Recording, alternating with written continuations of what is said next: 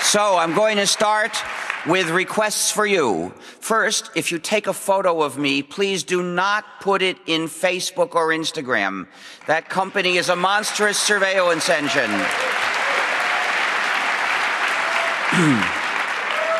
Second, please do not take a photo of me with an eye thing if it is putting in geolocations or if it might be uploading photos automatically. Please keep the light on the audience. Do not dim the lights, please. I don't want to fall asleep. That's not what I'm here for. If some of you want to sleep with me, maybe we could arrange it tonight, but not here in this auditorium. Your laptop has gone to standby. Oh. So, second, if you make a recording audio or video and you want to distribute copies, please distribute them only in the formats that are favorable to free software, which are the OGG formats or the WebM format. Please do not distribute copies in MP anything. Especially don't let them be distributed in Flash, which requires non-free software. So YouTube is not a good place. And don't distribute them with Windows Media Player, Real Player, or QuickTime. Please don't ever distribute anything through iTunes, which requires non-free software to download. Apple has intentionally broken free software that used to work to download from iTunes. So down with iTunes and down with Apple. And please make sure that the site doesn't lead people to run non-free software as they try to access it, which YouTube does. Unfortunately, the HTML5 option of YouTube requires running non-free JavaScript code. Now, you can get things from YouTube without non-free software if you use YouTube DL, but that's not what the site leads people to do. And please put on the recording the Creative Commons No Derivatives license, because this is a presentation of my point of view. So, freedom in your computer depends on free software. Free software is the basis of all freedom in computing and all security in computing. Now, when I say free software, I don't mean that it's gratis. I'm not talking about price. I'm talking about free as in libre or frei or freie. It's supposed to be free as in freedom, not as in price. So think of free speech, not free beer. And if your language has a clearer word, always use it. So if you're speaking French, never use the English term free software. Always say logiciel libre. It's clearer. And if you're speaking German, it's freie Software. There's a tendency to use English words as if somehow they had more prestige. But here's a place where the English language has a flaw. It causes confusion. So if you've got another word in another language that's good to use, always use it. I make a point of saying gratis whenever I mean zero price. I do not use the word free to mean zero price, because I want to make it clearer for people, at least to understand what I say.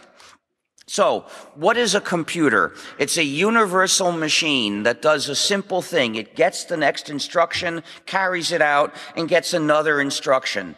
And by giving it the right set of instructions, you can make it do just about anything. Well, not absolutely anything. There are some limits. Maybe in 50 years we'll be able to do this as well. So the question is, who gives the instructions to your computer? Well, you're typing on the computer. Maybe you think you're giving it instructions, but it's running a program, and if that program wasn't written by you, then you're not actually giving it the instructions. Somebody else is, who may not have your interests at heart at all. So this is the crucial question. And it may look like the I thing is obeying you, but really it's obeying somebody else's orders first of all, and serving you as much as the somebody else is willing to allow it to. So basically, with software, there are two possibilities. Either the users control the program, or the program controls the users. Well, for the users to control the program, they need the four essential freedoms. And those freedoms are the criterion for free software. So if the program comes with the four essential freedoms, it's free software because that means the users control the program. So what are these freedoms? Well, wait, these are in the wrong order. Wait, I fixed this.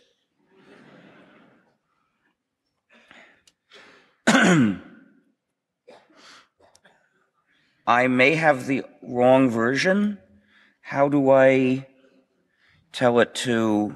I don't know how to get out of this mode either. I'm stuck. Okay. I don't find these graphical interfaces very clear, you see.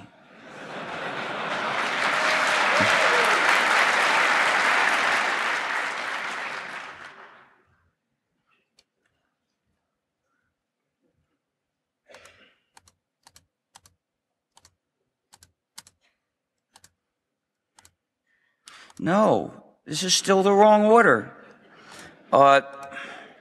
So if the users don't control the program, then the program controls the users and somebody else controls the program.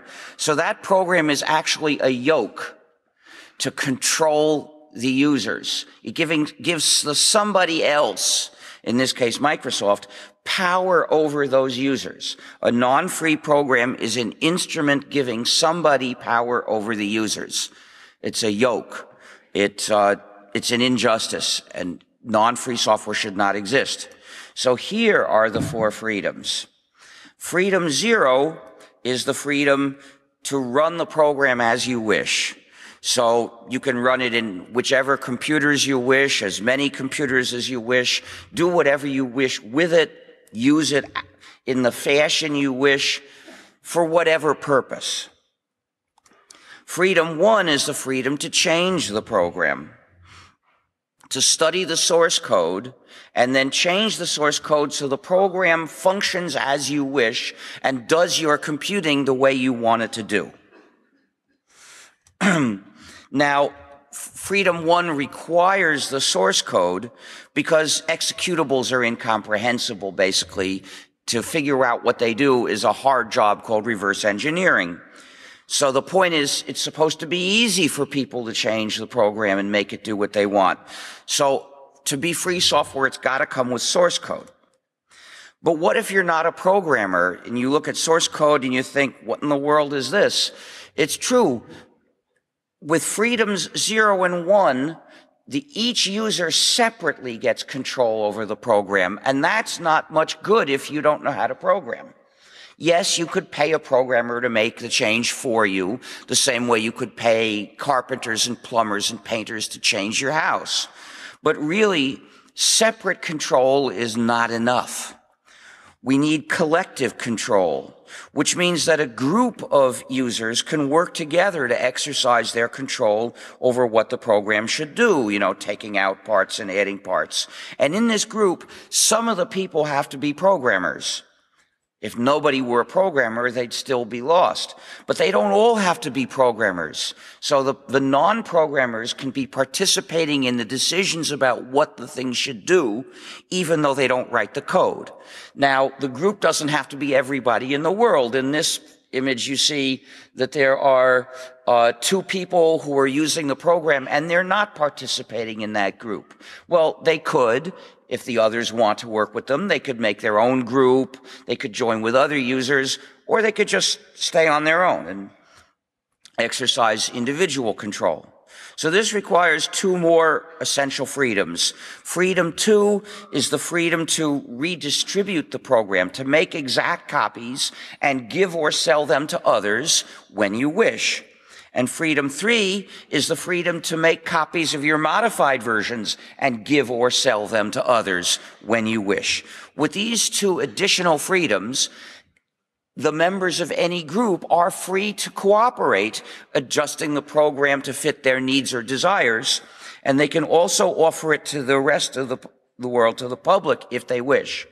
So what happens when the users do not control the program? Then the program controls the users, and the owner controls the program. So that's a system of unjust power. The purpose of a non-free program is to subjugate people. And typically that leads to malicious functionalities. Many of the most widely used non-free programs are malware. Now, note that malware is a totally different kind of issue, a different concept. The difference between free software and proprietary software is a matter of how the program is distributed to users, on what conditions, for instance, it's distributed. And the same code, any code, could be distributed as free software. Any code could be distributed as proprietary software. Sometimes the same code is distributed both ways in parallel. So it's a matter of how the code is distributed. It's not a technical issue. It's not a technical distinction between free and proprietary. Technical distinctions are things like, what features does the program have? How do they work? How was the code written? Those are all technical things. This is a social, ethical, and political distinction, which is why it's so important. So,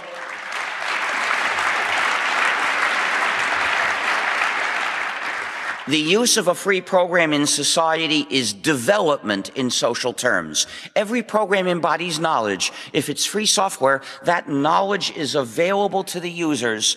They can read the source code and understand how it works. Then they can maintain, adapt, and extend the program and use their knowledge in other ways too.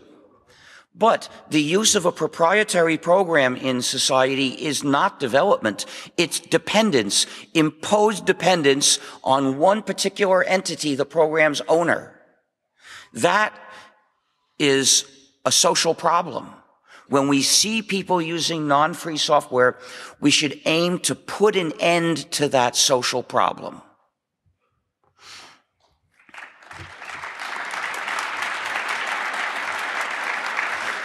To develop a free program is a contribution to society. How much depends on the details. Obviously, if it's a very useful program, it contributes a lot. If it hardly works at all, it contributes very little. But if it's free software, it's distributed in such a way that it does contribute whatever it has to offer. But developing a proprietary program is no contribution because it's a power grab, an attempt to subjugate people. In social terms, this non-free program is a trap. If it has attractive features, those are the bait. Paradoxically, they do not make it better. Rather, they make it more dangerous and more harmful. So if you have the choice to contribute to proprietary software or do nothing at all, ethically, you must do nothing at all because that way you don't do harm or wrong or injustice.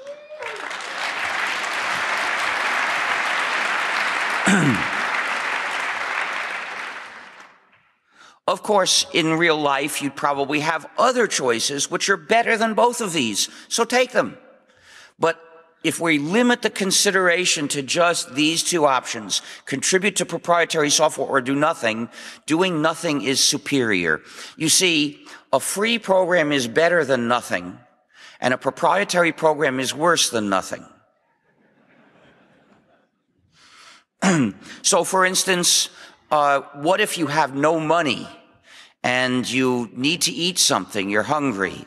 Well, you don't have to limit yourself to these two options because you've got a better option, which is steal some food.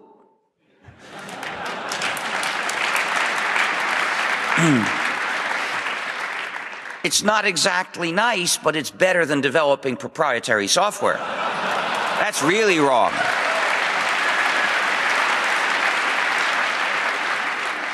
Of course, civilized countries would provide you with some food, you know. Not mine, though.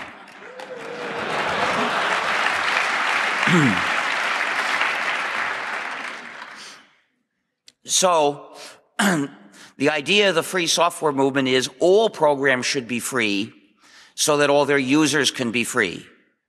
But I was starting to talk about malware and explain how it's a different issue from free versus proprietary, because malware means a program designed to run in a way that hurts the users. So it's purely a question of what features or functionalities it has. Philosophically, free versus proprietary and malware or not are totally unrelated issues. But in practice, they go together. Proprietary software tends to be malware. What does it do to people? Well, it spies on people. This is something that the iThings really did, reporting on where people went in stores. Apple could extract lots of personal information remotely from an iThing. The Amazon swindle reports what page of what book is being read. It's a monstrous spy device. It also has a universal backdoor, I believe. Then there's the notorious Blu-ray that attacks users and stops them from doing things. This is DRM, Digital Restrictions Management, the malicious functionality of refusing to do what you want it to do, what you obviously were going to want it to do. And then there are backdoors, like the one in the Amazon swindle that allows Amazon to remotely delete books. They deleted thousands of copies of the book 1984 in an Orwellian act.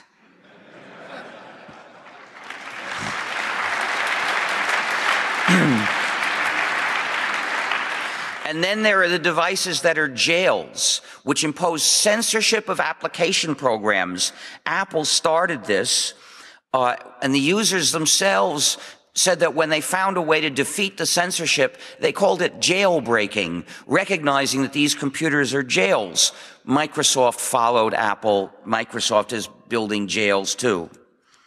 And then there is sabotage. Sony sabotaged all the PlayStation 3s, telling the users they had to either install a downgrade, which would deny features, deny the ability to install other operating systems such as gnu+linux, or they would be unable to talk to Sony's game network. So the product was sold with two features, and then Sony told them to throw away one or the other. Sabotage. Sometimes there are universal backdoors. For instance, Windows has a universal backdoor. Microsoft can remotely impose software changes. And then there is another kind of sabotage when Microsoft tells the NSA about bugs in Windows before it fixes them, essentially attacking all its own customers. Well, what this means is lots of proprietary software that lots of people use is actually malware, and they're just getting dragged along by this malware. And in fact, most users of proprietary software are victims of proprietary malware products. And I've proved it with this list of examples I showed you, because most of them are using those. Oh, by the way, nearly all portable phones have a universal backdoor, and it has been used to convert them into listening devices that listen all the time and transmit whatever they hear, except the NSA has an improved version that recognizes certain keywords and only transmits the interesting conversations. And you can't stop this by shutting it off, because it's part of the change is it pretends to shut off. It shuts off the screen. It looks like it's off, but it's still running, listening, and transmitting. The only way to stop it is to remove all the batteries, including the secondary batteries that can't be removed. So nearly all users of proprietary software are being victimized by proprietary malware. Of course, the reason they do this is typically for profit. It's not that they're sadists that enjoy mistreating people. No, they're totally egoistical, and they do this for profit. The more users they make captive, the more they can sell to somebody else. And in effect, proprietary software is all a swindle. And they're not even ashamed of it. They have conferences where they talk about their latest advances in how to make users captive and mistreat them. In effect, the proprietary software world is one where the ethical standards of treating the customers or the users have disappeared. Any mistreatment of those users is okay. There may be some pesky laws or regulations they have to find an excuse to bypass, like getting all the users to click and say okay. Nintendo discovered it needed the users to say okay to something that they hadn't said okay to before, so it remotely installed bricking software in every Wii U, so that they all refused to run until the user said okay to a new end user license agreement. So where can you escape? We have built the place to escape to. It's the gnu+linux operating system.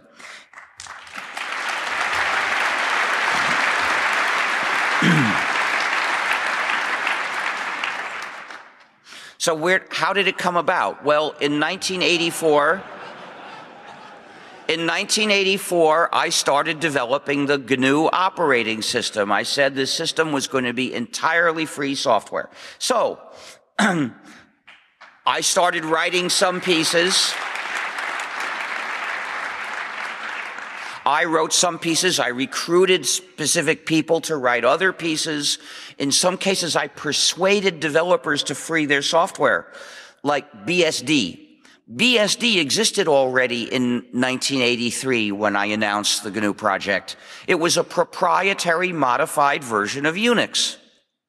You couldn't get the source code of BSD except by showing UC Berkeley your AT&T source license, which cost $50,000. So I visited the people developing BSD and I said, AT&T is not a charity. Why are you donating your work to AT&T? Please separate your code out and release your code as free software. And of course, the reason I wanted them to do this is so we could use those programs as part of the GNU system. And a couple of years later, they started doing that. By 1992, we had almost all of an initial Unix-like operating system, but the one component that was major essential component was missing, the kernel, which is the component that allocates the computer's resources to everything else you run. In 1992, Mr. Torvalds, who had a proprietary Unix-like kernel called Linux, freed it. In 1991, when he started it, it was released as proprietary software. But in 92, he made it free, and the combination of GNU and Linux was a complete free operating system. For the first time, you could buy a PC and run it in freedom.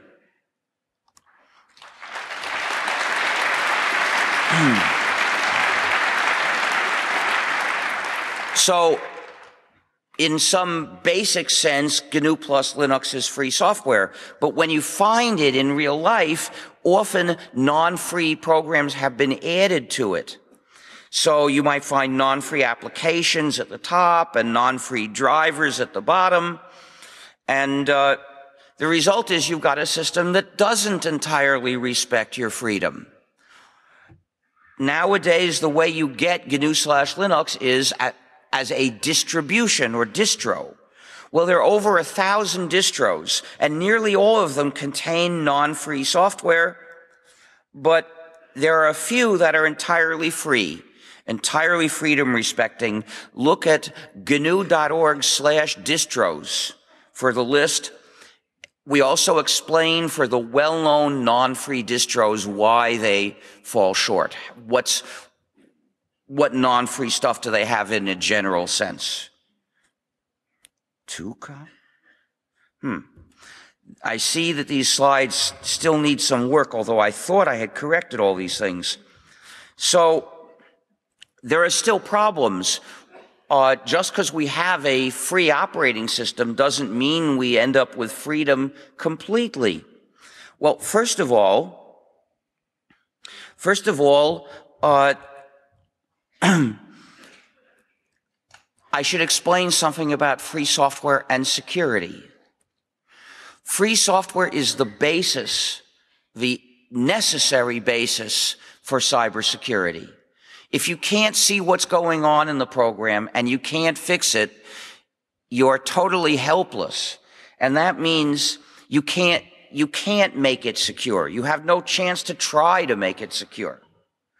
In addition, every non-free program is under the control of its developer, which means it gives you zero security against the developer or any of the developer's friends or anybody that infiltrates the developer.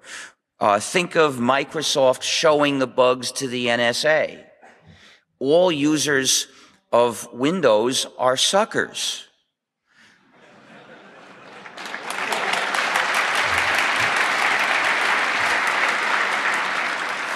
But I don't know about any other companies that show bugs to the NSA like that, but any company might or might not.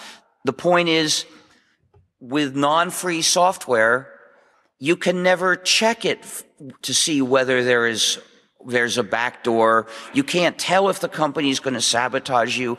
Every non-free program demands blind faith. It's the only possible basis for trusting it, blind faith. So all non-free software does computing for suckers. So the only way you begin to have a chance to make something secure is if you have control over it. In other words, it's got to be free software. When the user is a government, it could afford, in many cases, to hire people to check everything. It could, the German government could afford to have 5 independent teams that don't know about each other check over all the source code of all the programs in its favorite gnu/linux distro.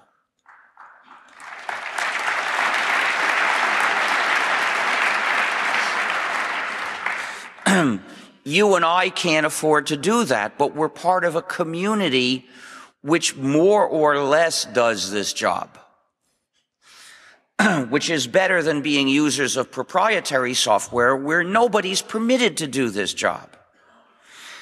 Free software is the only known defense against malware, and therefore it's the only possible basis for cybersecurity. The users of proprietary software are defenseless, they're helpless. So even though our defense against malware is not perfect, it's a lot better than being defenseless. And it's the only defense that anyone knows of. Security requires that users have control of their software. Of course, it's harder than that, because security also means perfection in exercising that control. Being perfect is hard, which is why security flaws show up. I don't have a solution for that problem. I don't know how we're going to be perfect. I do know that perfectly exercising our control over our software depends on having control over our software. So I can take you to the jumping off place to try to have security. And proprietary software won't take you anywhere near that jumping off point. We don't just do things inside our own computers now. We use the net, and we find other ways of attacking our freedom there. For instance, many web pages contain non-free programs written in the JavaScript language, but really which language they're written in doesn't change anything. Those programs can be free or non-free, just like any other programs. And they can be malware also. A lot of them are designed to recognize who the user is. Then there's another way to lose control of your computing, which is SaaS, Service as a Software Substitute. This is when a service offers to do something for you, which is your own computing and which in principle you could do in your own computer by running your copy of the appropriate free program. Well, since that's your computing, you deserve to have control over it. If you let somebody else's server do it for you, and Google is not the only one, and it's the same issue no matter who it is, then you lose control. And what that means is, well, the scenario is to use SaaS, you have to send all the pertinent data to the server. And then the computing is done by programs in the server, which you can't see or touch. And then they have results and they send them back to you. Or else it takes action on your behalf. And either way, you don't control that computing. By allowing it to be done in that server, by programs chosen by the server owner, rather than in your computer by free programs chosen by you, you lose control over that computing activity. Now, if you run a non-free program to do it, you also lose control. But it's a different mechanism that causes you to lose control in both cases. However, the result is the same. You're doing computing that you don't have control over. Someone else controls it. SaaS is inherently equivalent to running a non-free program, but it's even worse. Since you have to send all the data to the server first, in effect, it's equivalent to spyware. It's equivalent to running a program that sends your data to a server. In addition, I explained that some non-free programs have universal backdoors. For instance, Windows has a universal backdoor, the Amazon Swindle, nearly all portable phones, and I think Google Play has a universal backdoor too. Auto upgrade that you can't turn off is a universal backdoor. The Nintendo Wii U obviously has a universal backdoor that Nintendo used to sabotage them and brick them all. Well, a universal backdoor means that somebody has the power to remotely change how the user's computing is done without asking the user. SaaS means the server owner at any time can install different software and thus change how the user's computing is done without asking the user for permission. Now, it's right that the server owner has the power to install different software in his computer. He should be free to do that. The bad part comes from using it as SaaS, but that is the result. So SaaS is inherently equivalent to running a non-free program, which is spyware and has a universal backdoor.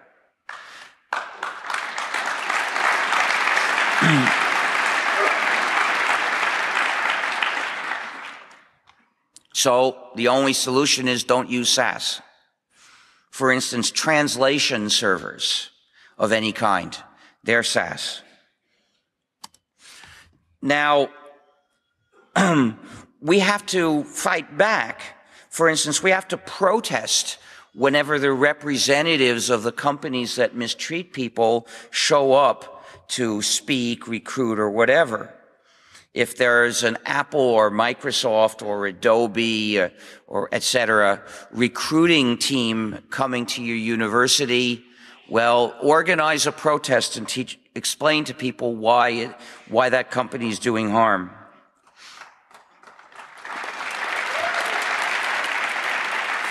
Some schools actually sell proprietary software or hardware with proprietary software installed. It's good to protest those activities too. So we need to free ourselves by coming to gnu+linux, but we have obstacles to face, to cross before we get there. For instance, these companies have a lot of power and they make a lot of money for it. They're not going to let go of their captives easily. We're going to have to push, and we're going to have to push hard.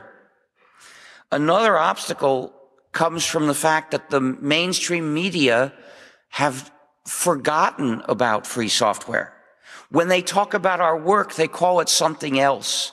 They call it open source. That term was coined in 1998, which is 14 years after we started developing GNU, by people in the free software community. They were real participants. They were users, distributors, developers, and so on. But they didn't agree with the free software movement. They didn't agree that users deserve freedom in their computing and that this means control of their own software. So they wanted a way to disconnect free software from the ideals of the free software movement. They did this by coining a term that hadn't been used before, which was open source. Then they had the chance to construct a different discourse around this term, which meant they could decide which ideas to include and which ideas to leave out. They left out the entire ethical foundation of what the free software movement says, and they present it purely in practical terms, where we say the values are freedom and community. They say the values are code quality. They say, we say if you distribute a program, it is ethically incumbent on you to respect the four freedoms, to let the users change and redistribute the software. That's the only way you can treat them decently and respect their freedom. They, in the open source people, say, if you distribute a program, it could be in your practical interest to let users change and redistribute the software, because then they'll improve it. They'll give it better code quality. So they've changed the values. For us, freedom and community. For them, code quality.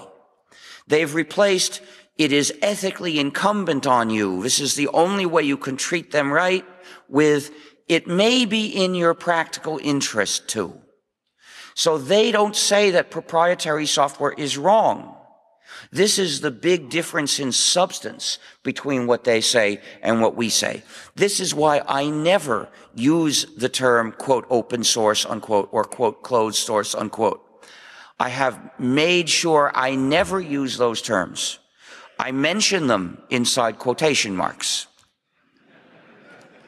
but I don't use them. You can help the free software movement by standing up for what we believe. So where the open source boosters are saying we would like better quality, join us in saying we demand freedom. Not just we would like freedom. No, we demand freedom. And we're ready to fight for it. We're ready to make sacrifices for it. Because sometimes freedom requires a sacrifice.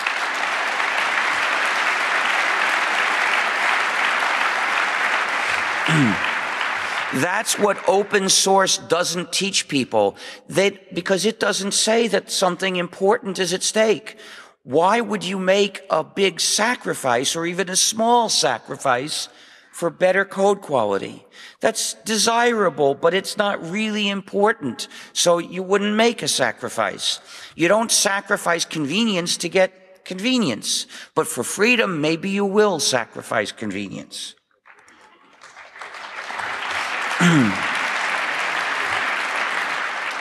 I should point out that I also reject the term open hardware. I use the term free hardware designs, because that's, after all, what you can copy. There isn't a copier for digital circuits, but there are copiers for designs for digital circuits. You can't edit a digital circuit, a digital piece of hardware with your computer, but you can edit a design for one with your computer. The real analogy is between software and hardware designs, and it's important to push for free hardware designs. If you design hardware, please make your designs free. And part of the reason for this is that often an obstacle we encounter is the specs of the hardware are secret. They'll sell us the hardware, but they won't tell us how to run it. They won't tell us what commands it needs. Instead, they say, here's a non-free program to run our product. Run it and shut up. Well, we can't have freedom if we're running that non-free program. We need reverse engineering. Every university should teach reverse engineering, focusing on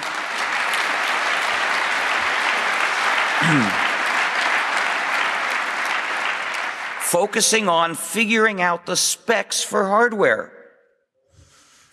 And in the meantime, choose the devices that don't require your system to install non-free firmware into them. Schools must teach free software. They must teach the civic ideas of free software, which I'm telling you today, and also the software they teach the students to use must be free, because the school has a social mission to educate good citizens of a society that is strong, capable, independent, cooperating, and free. So,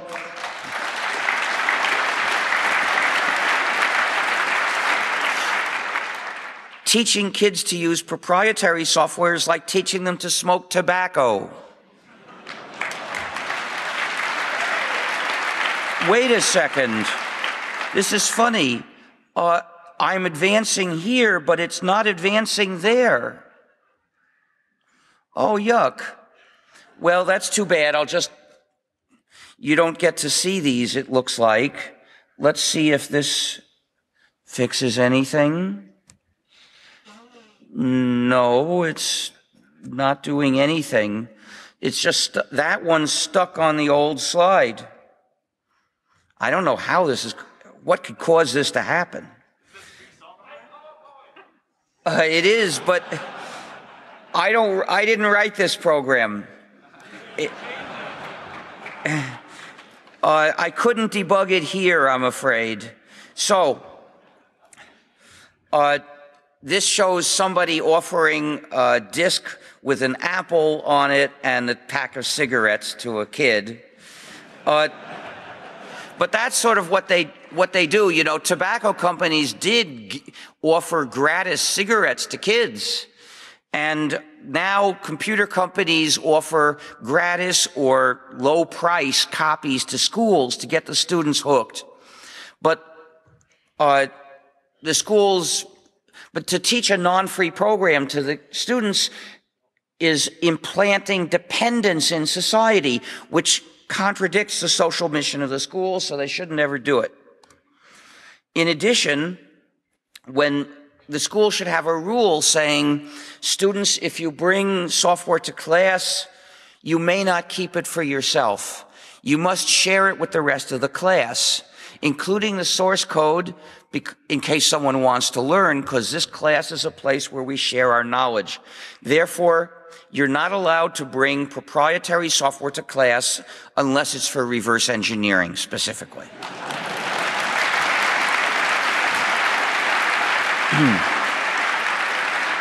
Another reason to teach only free software is so that it's for the sake of the kids who have a talent for programming and they want to learn how these things work. So,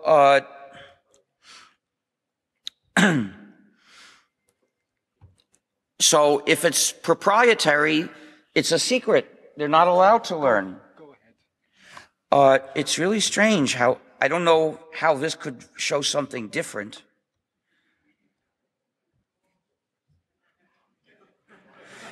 Anyway, but if the program is free software, the teacher can explain what he knows and then give each of those students a copy of the source code saying, read this and you'll understand everything. And those kids are fascinated, so they'll read it. And the teacher can then say, if you come across a point you can't figure out by yourself, show it to me and we'll figure it out together. And that's how our talented young programmer gets to learn that that code is badly written. Don't write it that way. How do you advance from being a talented natural programmer to a good programmer? You have to learn what is clear code and what's not clear code. The way you learn that is by finding code that's hard to understand, and then you know that's the wrong way.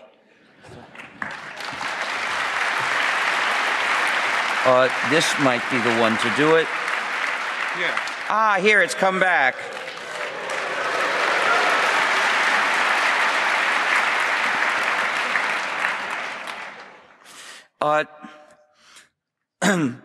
So, free software permits education, proprietary software does not allow education. Thus, proprietary software is the enemy of the spirit of education and should not be tolerated in a school, except for reverse engineering.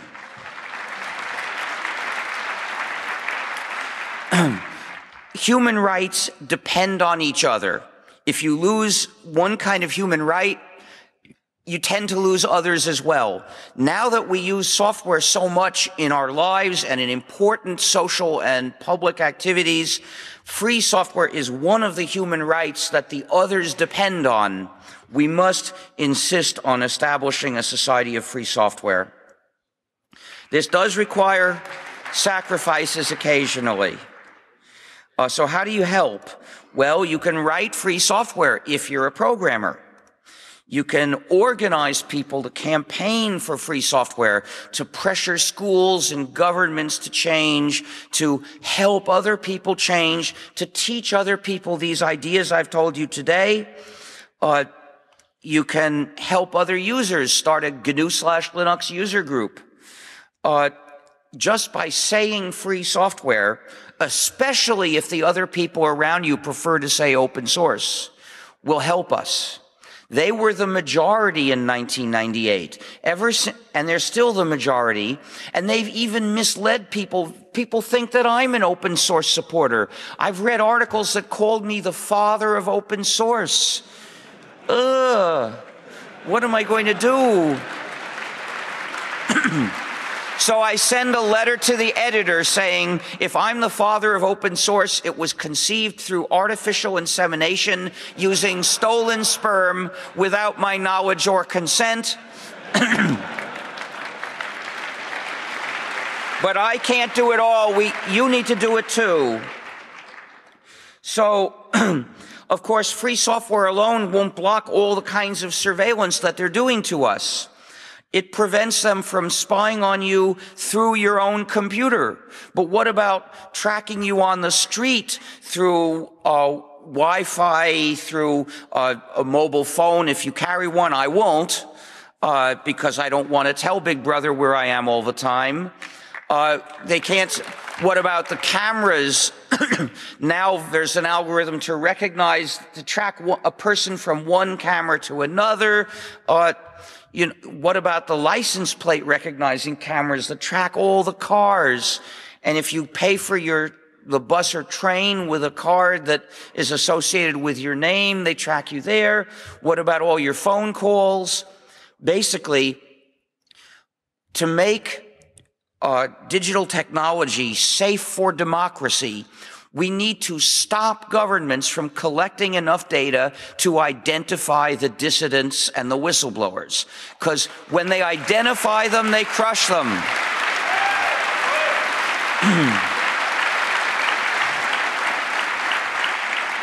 And without whistleblowers, we don't have democracy. We can't control what the government does if we can't find out what it's doing. So democracy depends on whistleblowers, which depends on people's ability to be whistleblowers and not be imprisoned for it. So how hard is that? If that requires the courage and knowledge and careful planning of a Snowden, we're not going to have very many whistleblowers. We have to make it safe and easy, which means we must redesign all the digital systems so that they do not accumulate digital dossiers about people. Take a look for this issue at gnu.org/philosophy/surveillance-vs-democracy.html for a lot of specific technical suggestions about how to do this. More generally, look at gnu.org/distros for info on free gnu/linux distros. Look at gnu.org/GNU for the history of GNU and explaining why you really should call it GNU/Linux and give us equal mention. If you call it Linux, you're giving the credit for our work to someone who didn't do as much and started later and doesn't stand for our ideals either. And look at gnu.org/licenses for more information on all the free software licenses. Almost every open source program is in fact a free program. The open source licenses that are actually used much are free software licenses. But of course, you have the choice. There's copyleft, where you actively defend the freedom of that code for all users of all versions. And then there are the weak pushover licenses, like the two different licenses sometimes called MIT, and the two different BSD licenses and the Apache license. They're different in certain ways, but they're all weak pushover licenses, lax licenses, because they permit proprietary versions of the code. Why open the door for someone to use your code to subjugate other people? Why not insist anything with your code in it has to respect the freedom of its users?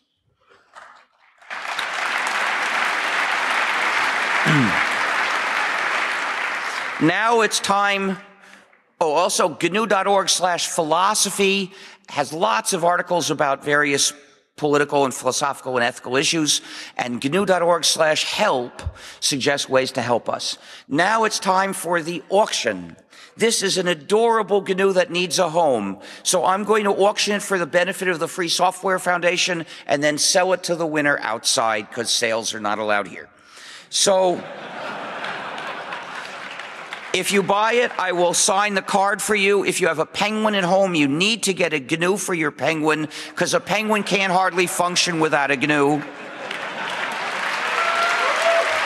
Please quiet, please quiet. There's not much time. Please quiet, please quiet. Let me continue now. We can accept payment in cash with a bank card if it can make international purchases by phone, or with Bitcoin if you have something here to make the payment in front of me. And when you bid, please wave your arm and shout the amount so I can hear you and so I notice you. I'm going to start with the regular price of 20 euros. Do I get 20 euros? I got 20. Do I get 30? Is that you? Are you the one who bid 200? Where? Who said 200? Could you stand up? The person who bid 200, is that you? Okay, I've got 200. Do I get 225? Do I get 225? 225 for this adorable GNU. 225 or more to the Free Software Foundation to defend freedom. Do I get 225 or more? Is someone bidding? Stand up, please. Stand up, please, if you're bidding. Stand up if you're bidding. Okay. It's too bad. I lost my glasses on the way here. I'm having trouble seeing. Could you look for people and point out to me who you see? Okay, I've got 225. Do I get 250? You bidding 250? I've got 250. Do I get 275? Do I get 275 for this adorable GNU? 275. Is someone bidding? Are you bidding? 275? I've got 275. Do I get 300? Do I get 300? 300 for this adorable GNU? I've got 300. Do I get 350? Let's move it along. Do I get 350? 350 for this adorable GNU? By the way, outside, when this ends, they're going to be selling lots of much cheaper GNU merchandise.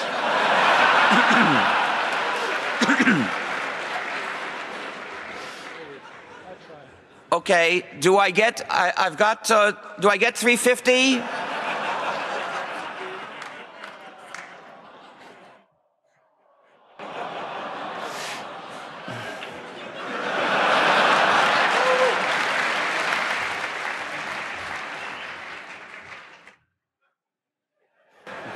Do I get 350? Do I get 350 for the Free Software Foundation? 350 for this adorable GNU? Last chance to bid 350 or more. Last chance. Last chance. Do I get 350 or more? Last chance. Going. Going. Gone for 300. Please come up. Will the person who bid 300 please come up? Please come to here okay, now I have time. Just wait around. I can't sell it now. I'll do it when we go out in a few minutes. I can answer a small number of questions.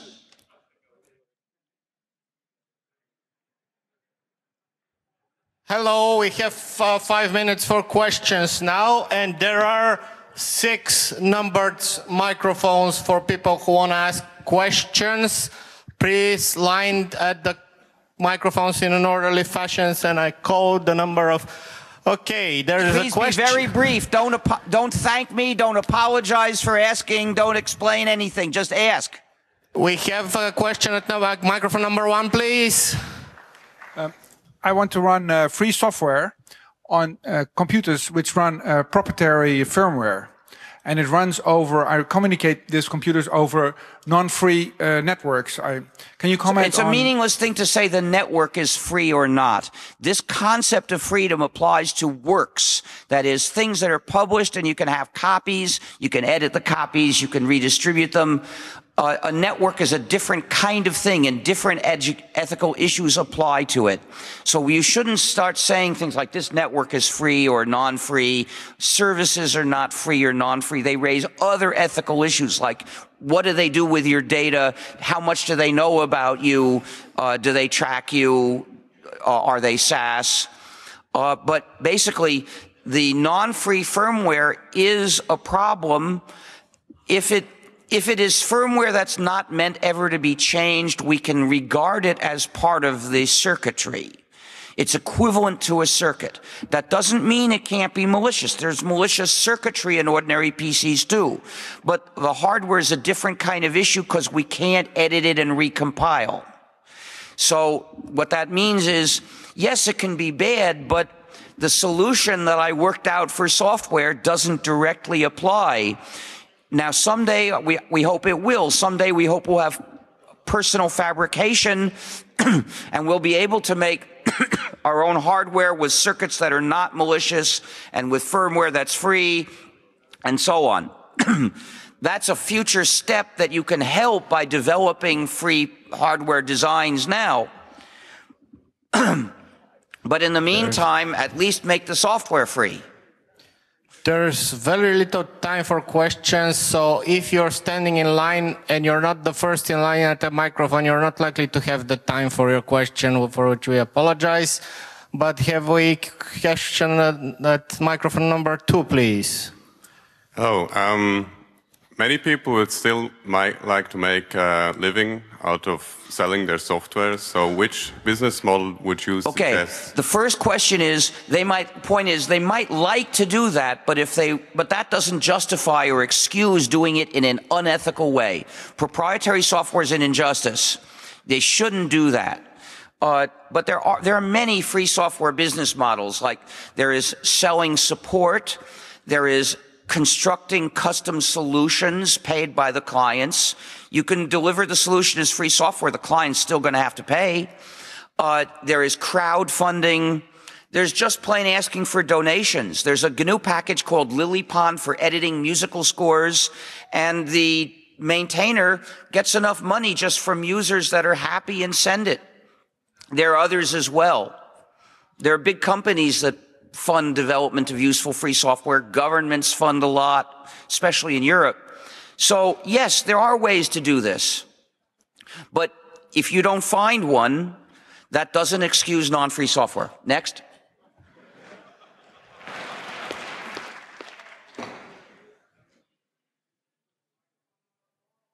Why not add a condition to the license restricting organization which violated human rights in the last 10 years from using our software? Because we can't, first of all, if we allowed licenses that restrict freedom zero, that limit how the program is used, then we would find ourselves facing loads of different limits, and the result would be a system you couldn't confidently use for anything. And the other thing is that free licenses are based on copyright, and copyright basically says once you've got a copy in the normal way, you can run it as you like. So we couldn't really stop them, and they would get their governments to make exceptions for them. Mostly they are governments. They're not going to enforce their copyright laws against their own use. So it wouldn't work, and it would destroy our community. There's an article about this where I've explained it more clearly in gnu.org/philosophy. You'll have to look for it. We only have time for one more question because this is the first talk of the day, and we don't want to start getting a question at microphone number 5, please. Thanks. I will not thank you. So there are security benefits to jails on smartphones because it prevents 95% of the users to, fall for drive-by downloads. And similar, you can say about. Could you get to the point? Well, is there an alternative? Yes. The benefit comes from the fact that it's checking whether code is signed by somebody. Now, if you enable that voluntarily, and if you can choose who is the signer, and if you have a way you can turn it off when you really want to, then it's a useful feature. That can be done in free software. What makes it a jail is the fact that the users don't have a choice. They don't have control over it.